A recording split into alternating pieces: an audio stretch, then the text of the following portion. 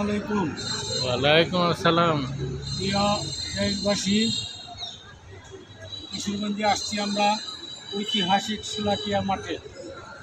যেই মাঠে প্রতি ঈদের জামাতে লক্ষ লক্ষ মুসল্লির আগমন হয় এবং বাংলাদেশের বিভিন্ন জেলা থেকে প্রচুর মানুষ আগমন হয়, এখানে নামাজ পড়ার জন্য আসেন।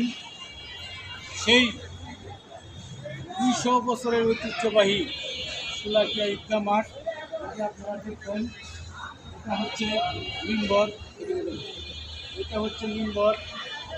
এখানে ইমাম সাহেব দাঁড়ান। আমি যদি আপনাদেরকে দেখাই,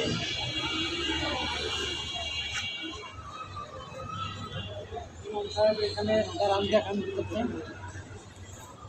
ইমাম সাহেব এখানে দাঁড়িয়ে নামাজ পড়ান।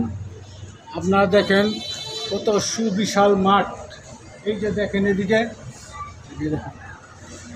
দেখেন, এইগুলি সুবিশাল মাঠ। এই মাঠেও মুসল্লিদের জায়গা হয় না।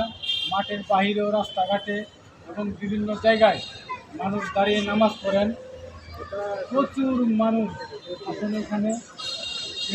স্পেশাল ট্রেন দেওয়া হয়, স্পেশাল রেলওয়ে কর্তৃপক্ষ থেকে স্পেশাল ট্রেনের মানুষজন আসেন এখানে, নামাজ পড়েন। বাড়ি থেকে আমাকে ঘুরে ধরেন, দেখেন ওই যে দেখেন কত বিশাল মাঠ।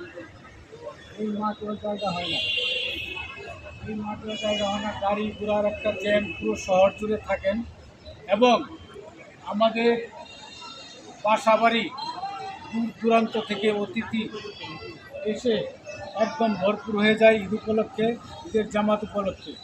এত মানুষের আগমন হয়।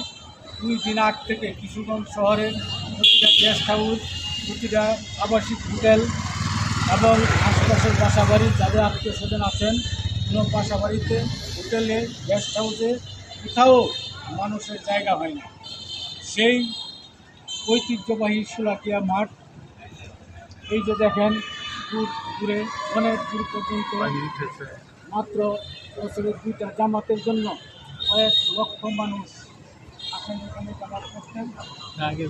এত মানুষের জামাত, যেখানে আল্লাহ তাআলা নিশ্চয়ই মানুষের দোয়া কবুল করবেন। লক্ষ লক্ষ মানুষের মধ্যে নিশ্চয়ই 1, 200, 500, 1000 অলিগণের আগমন থাকে অবশ্যই।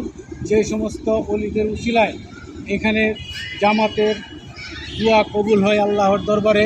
এবং আল্লাহ তাআলা, আমার বিশ্বাস, এখানে যে কোনো দোয়া কবুল করেন। তো বগুড়া থেকে আসছেন আমার বন্ধু, আমার এক্স কলিগ। আমরা এক সময় একটা কোম্পানিতে চাকরি করতাম প্রায় 30-32 বছর আগে। ভাই আসছেন বগুড়া থেকে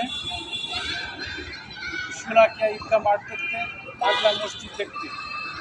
বাইকে নিয়ে ঘুরছি এবং এখন আমরা নিকলি যাব বাইকে দেখানোর জন্য।